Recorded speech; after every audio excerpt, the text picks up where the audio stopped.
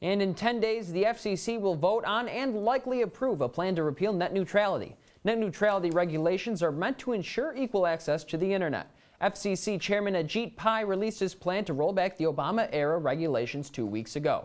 Talking Points contributor Gilat Melamed is here to explain what it means for tech companies and internet service providers. Gilat, thanks so much for being here. Thanks for having me.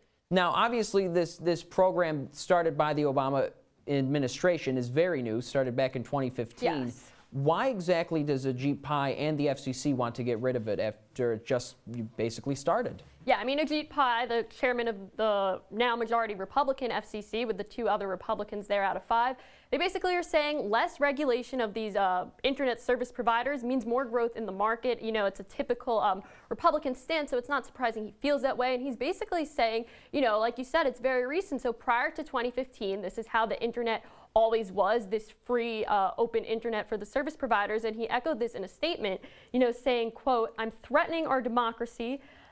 Really, I'd like to see the evidence that America's democratic institutions were threatened by a Title I framework as opposed to a Title II framework during the Clinton administration, the Bush administration, and the first 6 years of the Obama administration.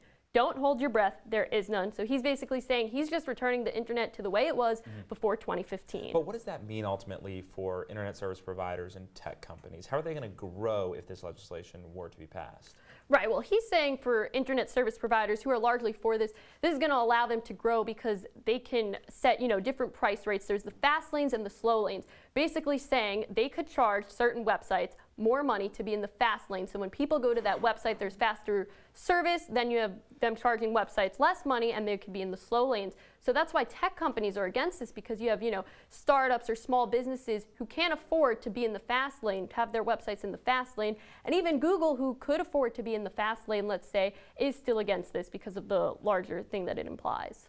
And what are the implications with regard to free speech? I mean, some are arguing that it is a free speech issue if they do repeal net neutrality. I mean, was this an issue prior to net neutrality being started, or is it just something that may be an issue in the future?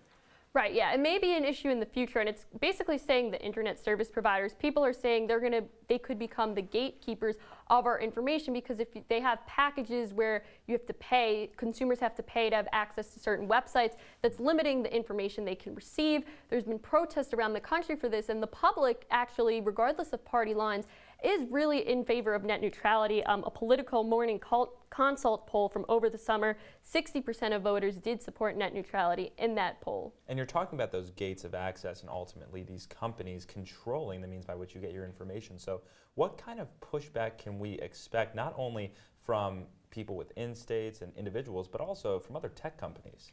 Yeah, there's you know, we have independent groups that support the internet, such as the Internet Association Group, and they supported in 2015 when Obama put the net neutrality in place. They had they legally supported it. They put together, you know, cohorts to support that. So you might see pushback from them. You also might see pushback from individual, more left-leaning states who might want to, you know, take this to court, because basically what Ajit Pai said in his statement is that the states won't be able to create their own laws to kind of circumvent what the federal government is doing. They will have to comply. Unfortunately, Gilat, I'm sorry, we're going to have to leave it there. Yes, Thanks so much for being here, though.